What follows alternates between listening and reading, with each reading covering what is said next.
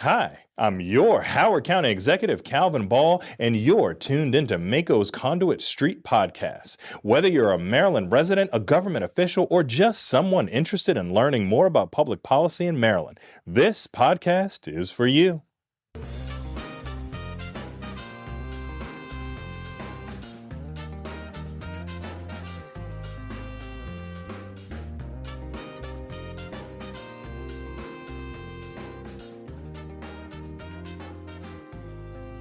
Welcome to the Conduit Street Podcast. This is once again your host, Michael Sanderson. Glad to be back in the saddle and hosting an interesting episode for you all. Glad you're here for policy and politics across the Free State and for folks in the public sector everywhere. And I've got a guest for this episode that I think will be right on point for those of you who are thinking about good government stuff. So a little context. Just a couple of weeks ago, I was in Philadelphia for the National Association of Counties annual conference. Hats off to NACO for putting together a fantastic event. A lot of our members attended. We got a lot of folks able to get up to Philadelphia. Great event for a lot of Marylanders, good contingent. We were really happy with the whole event. We do a meeting there for my counterparts, the directors of the state county associations. And at that meeting, we had a presentation from an organization called Results for America.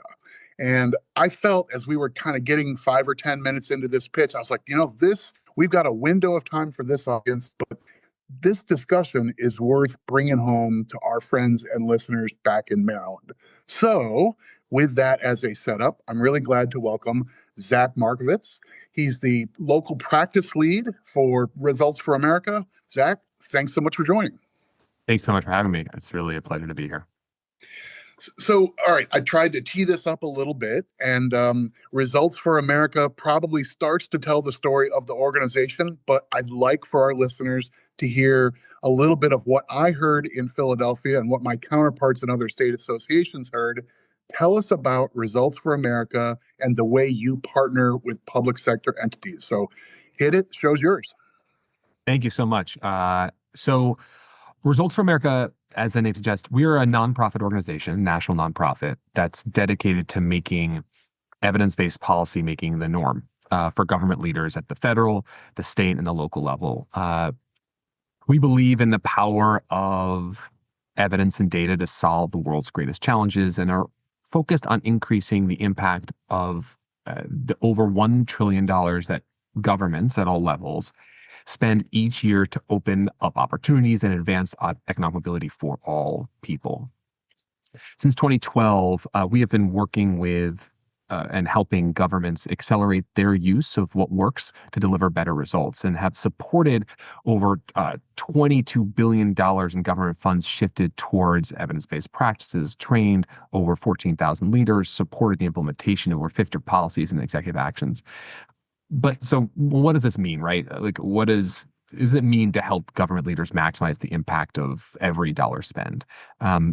So as you know, and as I mentioned to your colleagues across the country, governments are inundated with all kinds of data and information, often too much. And at RFA, we're working with leaders at all levels, right? The federal, state, and local, political, career, bipartisan, to think about what kind of information you already have access to, how they can transform that data and research into kind of a usable format. How can they make decisions about the evidence, such as what to invest in and how to improve implementation?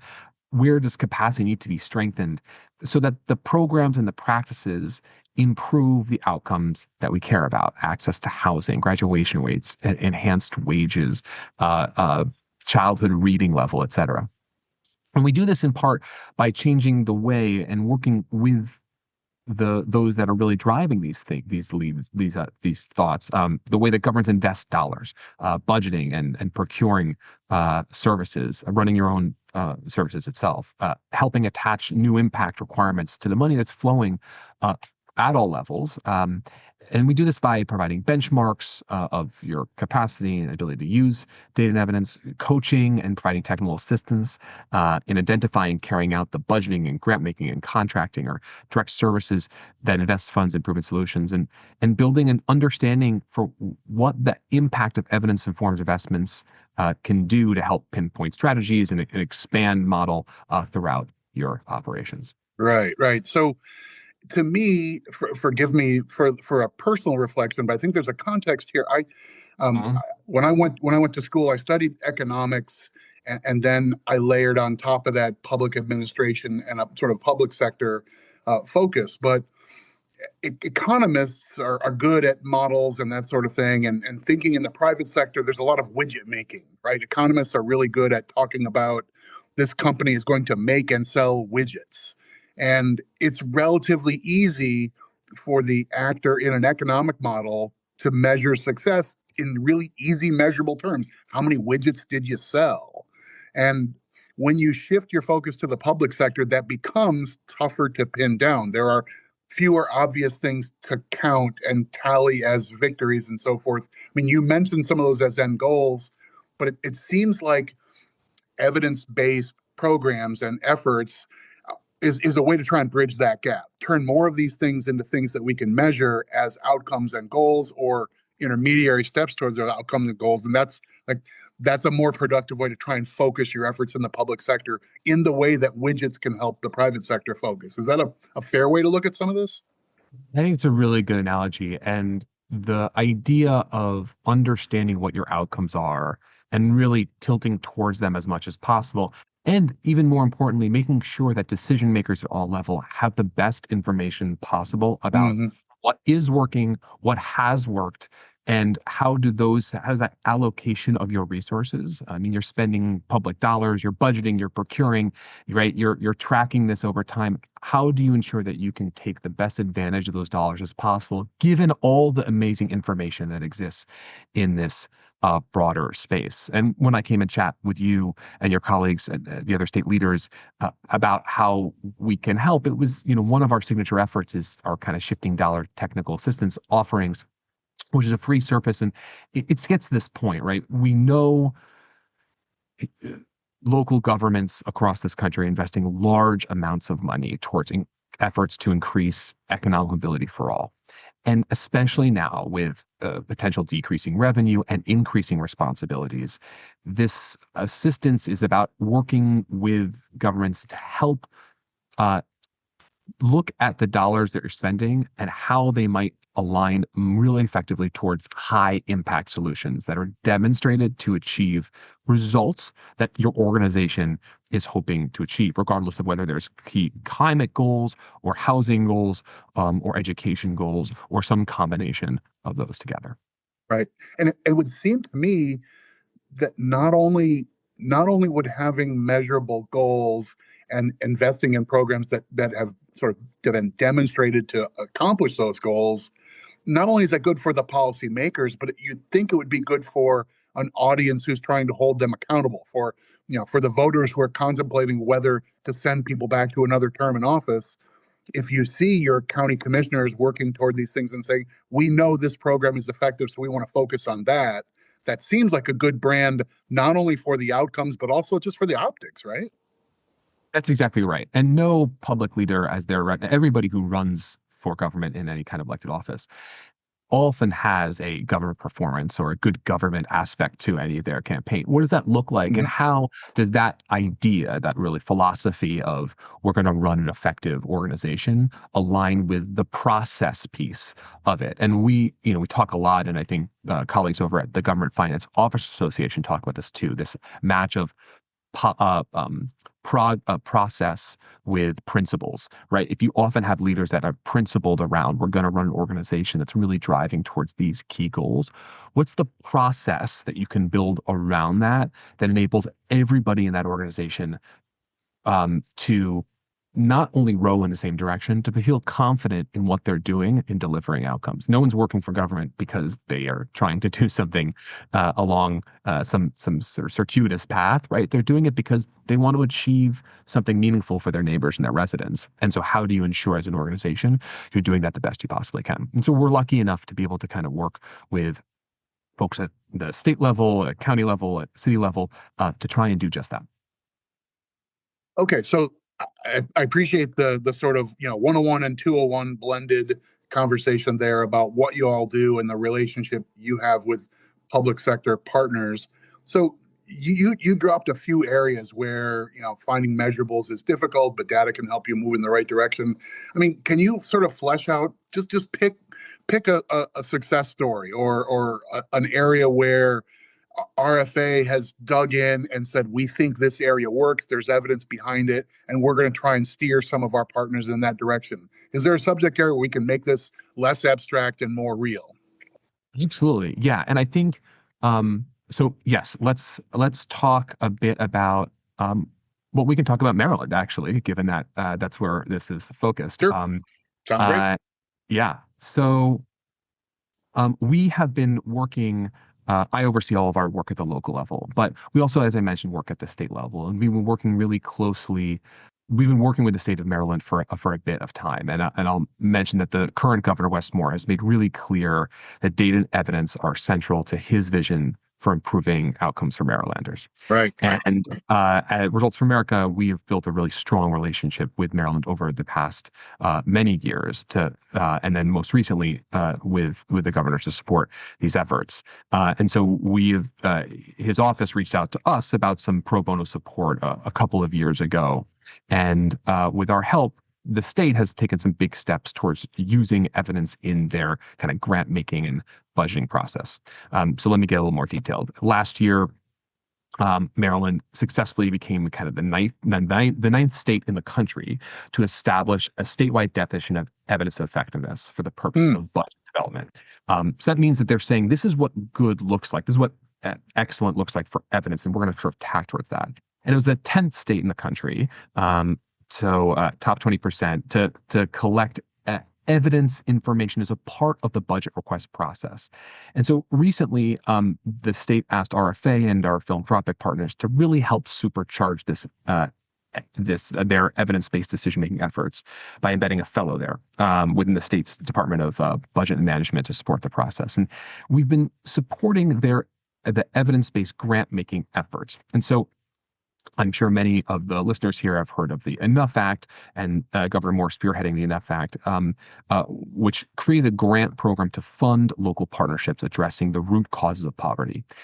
What RFA has been doing, providing some direct support to help to define and prioritize evidence of what works in that opportunity, right? Ensure that the funding is going towards programs that are working. And we're continuing to provide kind of similar evidence-based grant-making support to the governor's office and the Maryland Health Benefit Exchange and other agencies. So what we do. Okay, so in essence, it sounds like the state creates this grant program and says we're gonna have a variety of actors show up and deliver results on the ground, but we're going to use a results-based template to try and guide those actors. Like the kind of things we're going to look most favorably on in this grant making process are ones that connect to these kinds of outcomes or include these kinds of measures that have a proven track record of getting stuff done. That's exactly right. And another example, so that's like maybe stopping at a certain point. There's another example out of the city of Chicago back during the Rahm Emanuel administration, in which there was a program called Becoming a Man that was built out and brought to sort of a national prominence during the Obama administration. Rahm Emanuel obviously coming out of that administration, there was a local chapter of it. It has had a number of evaluations behind it to show how successful it was as a mentorship model for young African-American boys in helping achieve really critical outcomes for success, both in immediate and very further down the line. And so the mayor there was really interested in expanding that opportunity and thinking of mentorship programs broadly. when approached by bringing this to more children across the city, there's lots of reasons why you could kind of scale an individual kind of branded program, but there are lots of mentorship programs that were happening across the city at that time, right? Some were big, like Becoming a Man. Some were neighborhood based and that had been grown in the community for years and had a real trusted understanding there. And as they thought about how to expand the idea of this program, there were a couple things they wanted to do. It was not necessarily that we had to have this program eat everything else, right? It became everything. But how do we take the success that we saw there, right? That they were lucky enough to have some randomized controlled trials, some evidence of effectiveness that are built in, but bring that evidence across into all of the incredible service providers that are happening there. And so they did a few things. It was using the request for proposal vehicle, right? Their contracting vehicle. They put in there a few things. One was, here is what success looks like. And they could borrow, and they looked at what was driving success in the Becoming a Man program and built that directly into the contract and said, if you want to receive money from us, you have to do the following things. Now, that's great, but it may be hard for a smaller program to turn on a dime and say, oh, I'm going to do those things immediately. And so the second thing they could do is say, okay, this is the thing, to get this contract, you have to do these following things. If you can't get there, you have to commit to try and get there, but we're not going to leave you on your own. We're actually going to bring you into a cohort of learning as nonprofits and service providers across the country, across the city, excuse me, and help you to, we're going to help you get towards where that evidence looks like. And so that does a couple things. One, it provides a leg up for those programs that have been investing in proven solutions within their own field. But two, it also allows those neighborhood programs, maybe serving 20, 30, 40 kids a year, but may have a long-standing relationship in a neighborhood, to move towards the evidence, to say, oh, we're going to get funding from the city. We're going to continue to be able to support kids, but also going to get all this valuable support and network to help move towards what we know to be effective in the broader mentorship space. And what they were able to do is not only scale the number of children that were being served across the city, but also improve outcomes and programs in a way that will pay dividends for those children and those families down the line. Wow, that's a fascinating idea of building a whole, like, this approach just fans out, right? I mean, that idea of, we want our contractors or our nonprofit partners to not only sort of commit to these goals, but we'll help you get there. We'll make you better at this as part of you being part of this effort. That feels like it's a deeper reach than the conventional old, hey, who wants this money? And someone proposes, hey, we'll do good things with it. You say, fine, go do that. Let's see what happens. This feels like a little more hands-on of an approach to say, we think we know the right way to get this stuff done. So when you buy in, we'll actually be a force multiplier for you as well. It's interesting. That's right. And it's about starting with what you're trying to achieve broadly as an organization, city, county, state, but also with any particular sort of funding mechanism, right? An RFP is a really powerful tool of saying, here's the outcomes we want to achieve, and we're going to work with you. We're not just holding the power as the city or the county. You service providers are the folks who are really going to get this done. We're going to share what we want here. We're going to even share a logic model that shows how the initial inputs lead to immediate outputs, lead to short-term and long-term outcomes, of understanding how we're thinking about a program. And we're going to figure out a way to work alongside you to collectively get towards the outcomes that we're all trying to achieve as a jurisdiction. And pairing that with something like active contract management, where you're working with these providers over time with regular check-ins, depending on how intense they connect to the goals you're trying to achieve, it provides a real collaborative relationship in a way that's connecting with key stakeholders in your communities, rather than sort of just signing on the dotted line or changing the date at the top of the RFP and reissuing it again. Right. These tools are really important, and they're really, really valuable. And bringing them to the fore of how we do our work, I think, is it's a really exciting and meaningful opportunity we have to connect to the deeper roots of the problems we're trying to solve. All right, so I appreciate that, and one of your first example was working with our own state of Maryland. So I'm Mhm. interested in exploring that just a little bit as far as what the footprint looks like once you have a local partner. In this case, the state of Maryland. I imagine that the formal relationship with RFA is probably with the Department of Budget and Management, with the state government. And I would think that's probably the entry point for a lot of your relationships. It's through the sort of budget and finance and oversight side of things. But it sounds to me like working with the state of Maryland, you end up setting forth tenets that every state agency, when they present their proposed budget for the coming year, they need to keep some of these measurements and some of these things in mind as they're making their presentation. Like they're defending their budget on those terms. So it's not merely the whatever, 24 people in the budget development process for the state of Maryland who have any relationship with you, but each agency gets a sense that these are the things we're looking for as you prepare for next year. Is that basically the right way to look at the relationship with the state of Maryland? How's that work? That's right. And I can talk more about, our work with individual counties and cities than sort of deeply in the state of Maryland. But Yeah. that's about right, especially as we work with, other counties across Mhm. the country or cities across the country. I know you work mostly with counties in this broader space, but we can work in lots of different ways. We've worked with some places where we've started with departments and thinking through how are they what are the programs that they're running and how effective are those programs in order to set themselves up well as they go into a budgeting process or Mhm. in a specific department to say, we're contracting all these dollars out. What does it look like to make sure that we're getting that we're aligning with the broader understanding in the field of what is success here?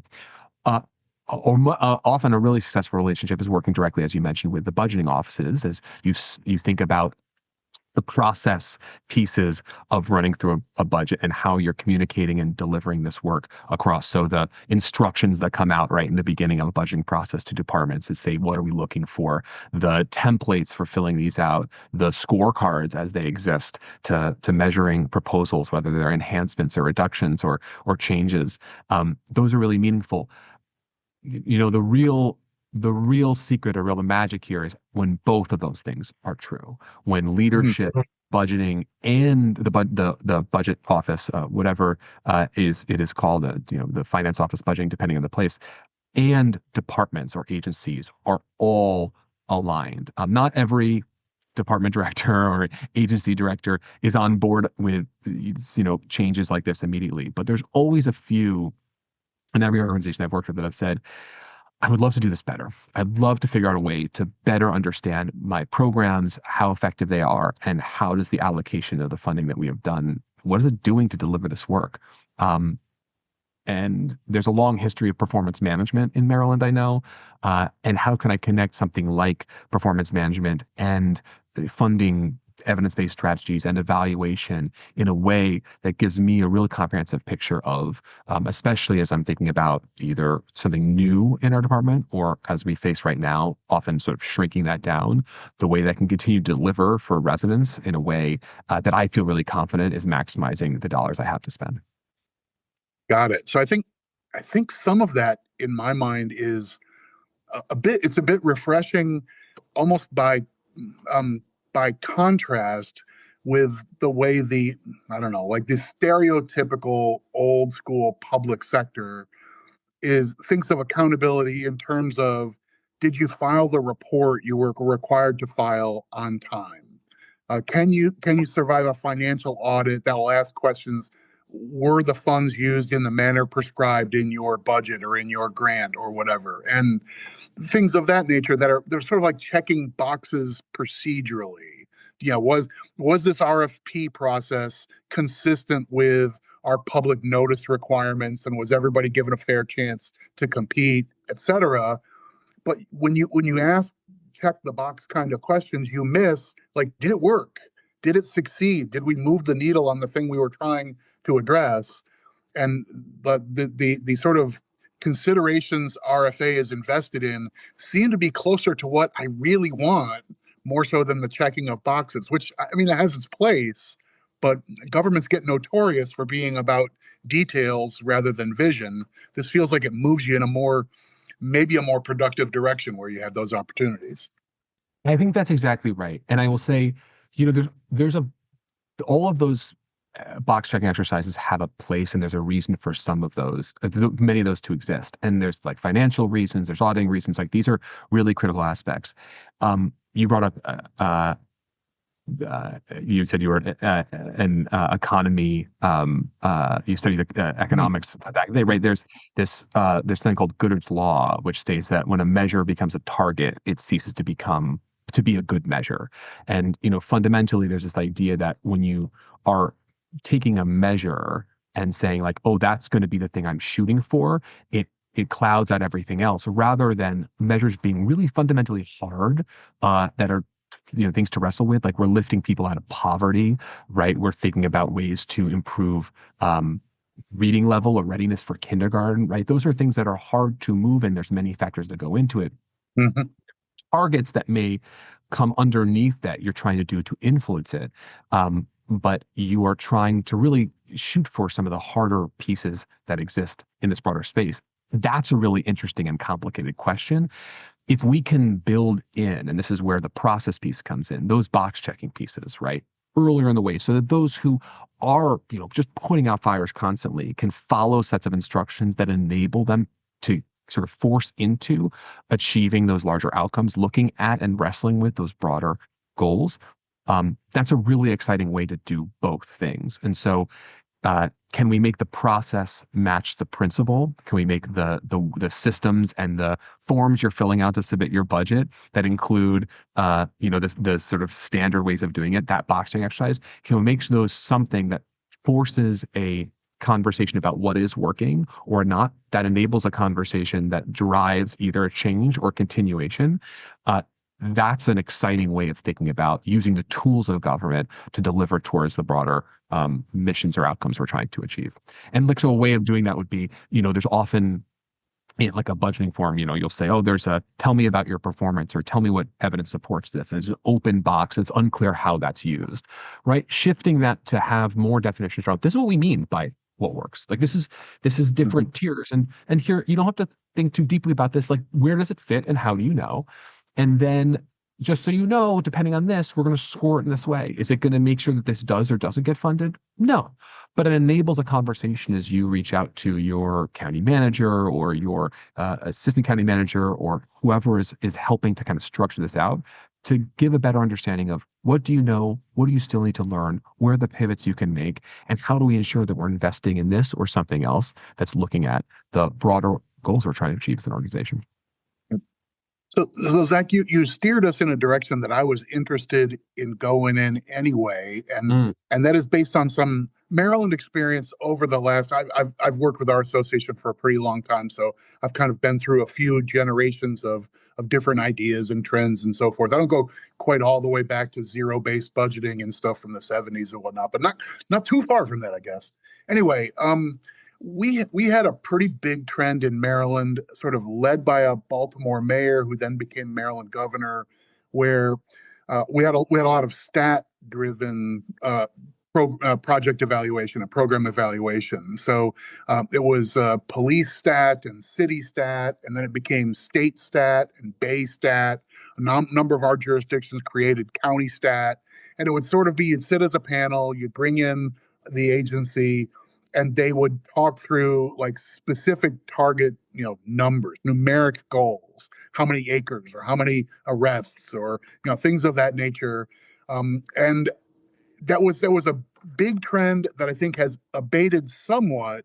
We still have performance indicators are part of budgets and so forth. I think we still have a number of member counties who maintain their county stat office, either by that name or by something else. But it sounds like the RFA approach is maybe a complement to that sort of style. You mentioned once you decide that a measurement is the goal, then you forget what the original goal was. And I think there's at least a valid criticism of, I don't know, it's the equivalent of in schools like teaching to the test. if the teacher knows what's going to be asked on the SAT, then you teach all your kids how to ace that question, and they might not really get the context or get the concept as well, but they do well in the test, and that satisfies something as a proxy. Anyway, so do you think that's fair that the RFA approach is maybe a more nuanced and more complicated piece that could complement an effort like let's bring folks in and talk about accountability in measurable ways? Yes, and I want to start by just saying Maryland has been at the city, the county, at the state level, a leader in this kind of broader idea of using data and evidence to manage for results for a long time. You talked about some of that history, right? At the state level, there was, I think, a managing for results program in the late 90s that began tracking metrics across agencies. You talk about O'Malley first as mayor and then governor, kind of bringing the stat idea from police departments into the sort of center part of first city and then state work, really kind of all the introductions you kind of led with. I know that the Center for Government Excellence at Johns Hopkins has been an amazing outgrowth of that work, right? Doing amazing work across the city of Baltimore and the state. We think a lot about this. And I think this idea of complementarity between what has been what I'll call kind of like performance management and this other work, I think is really valuable. Just because you're tracking performance doesn't mean that the systems that these systems get at whether something is causing an impact, which you so rightly kind of put your finger on here, right? Often there can be a lot of inputs and outputs, but less attention to outcomes. And so, for example, there might be more attention to how many kids, I mentioned mentoring previously. There might be more attention to how many kids get mentored by a specific program versus whether or not the program is helping to improve outcomes for those kids over time and against the status quo. And my understanding is that was the focus for outputs at the state level. The focus on outputs at the state level for a long time, which is why this new work, their focus on evidence-based budgeting, is so important. It kind of gets at that level of evidence of effectiveness. Or does something work, and how do we know? I think there's a really important. It's really important. Like stat and performance management programs really can help improve a service by defining metrics and performance, right? Creating dashboards or tools to monitor them, holding meetings to review the metrics and make changes and to adjust metrics and targets as needed. Those meetings and the attention to metrics are really critical if you're just going through the process, right? If the measures become the targets, without investigating the why, all you're doing is focusing, to your point, on the answers to the test and not necessarily the principles that drive it. You can get fixated on those metrics, right? And looking at them rather than the things that are harder to measure, but maybe ultimately more meaningful over time.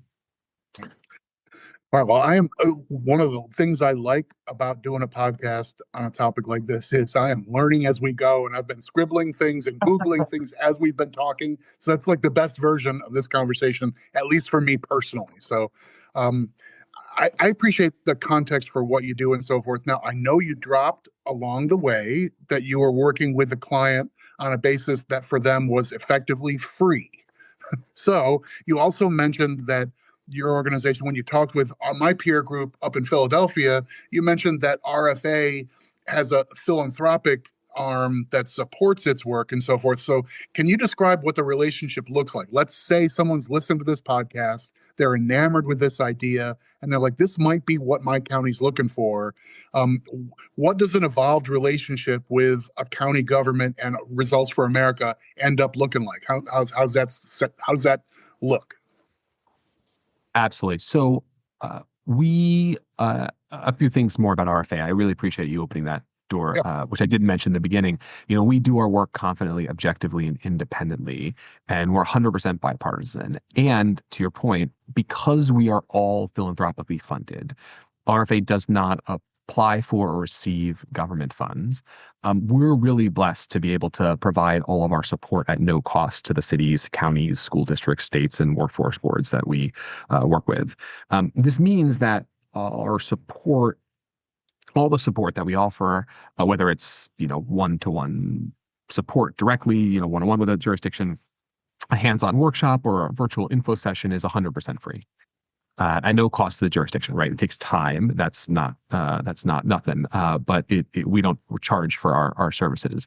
And our goal is to support as many government agencies and leaders as possible. So we really try to make sure that cost isn't a barrier to access our services. There's no hidden fees or upcharges here, Michael. So we're not trying to build this out here. It does mean we're limited in the number of places that we're able to work, given the people, but we do as much as we can to open up our services for as many people as we can. So just a few months ago, we released this county evidence-based budgeting guide that's out there for everybody, and so you can access that at our website, results for America, results4america.org. And that provides 5 steps that we have towards sort of budgeting for outcomes as we discussed. And then immediately after, we opened up we call a sprint, which is a 5-week-long learning and doing opportunity in which you are connected with 13 counties connected across the country to help implement the first couple of steps of that guide. We were lucky enough to have a couple of Maryland counties to join us for that.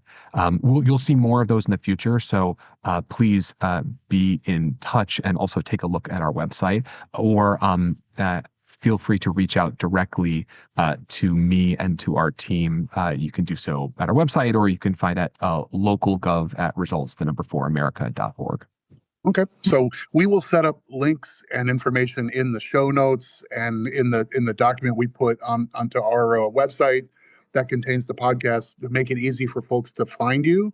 And I would say, it's possible that we're guilty of burying the lead here, but I sort of like this as a dramatic buildup. I could imagine a forward-thinking, county manager or a budget person listening to this conversation and thinking through it and hearing what you're talking about and saying, this sounds like a good fit. And, I don't know, based on our last work, we worked with one of those, the big accounting firms, and they came in and sent a team of people. So how do I find, $150,000 in next year's budget to bring in these guys to help build this out for our county? And if the price, the furniture price tag just got slashed from $150,000 to no, we're for free. That could be a nice turn in the mental adjustment for what's involved there. So I kind of like the slow reveal, but that is a good takeaway that you do this on a free basis. You try and reach as many people as possible. So show up, give people the good tools, give them the right mindset, and let them do their best with it. I can see how that can be a really popular model. It's good. So we're really lucky to do so. Yeah. Zach, I really appreciate your time. Is there anything else that I should have asked a question about that I just missed, or that I cut you off and you had a good extra branch that you didn't get to? But anything else we should have covered in our window with eager listeners from the Maryland and elsewhere community? No, I'm really excited to be able to connect with any of your listeners after this podcast as it's interesting. Please do not hesitate to reach out to myself or to our colleagues, and stay tuned. We've got a couple, as I mentioned, we had this sprint opportunity over the summer. There'll be a couple more that we're offering in the late fall, as well as a couple new guides to be attentive to. So excited to share that with you, your listeners, and those who reach out to us directly. Well, thanks very much for joining us, Zach Markovits, and for Results for America. We will put information into the show notes to make it easy for our listeners to track you down, find out more, get the brochure, and have a conversation about whether your services might be a fit for their program, for their jurisdiction. I love every bit of it. Really glad you could share some time and be able to coordinate this with us.